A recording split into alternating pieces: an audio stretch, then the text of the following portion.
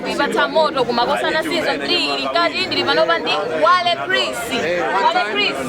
You are being one of the big artists amene ambira kufika panopa timekeeper ndithu mwayikonzekera bwanji season 3. Asa ndayikonzekera mwala. Kumazuwa this season my guys are drop my freestyle okwiya. Maziwa then I'm just here celebrating my people, you know, being a first winner in the season. So nabanga history I say when people talking about the first season they talk about me. They talk about WalyCris.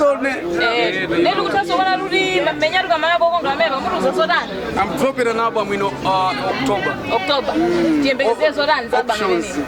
One of my features up here, artists up here, I'm featuring Physics, JJC, Nepmani, Buji, I mean a bunch of artists like Puntola, Kepanton in there. So yeah.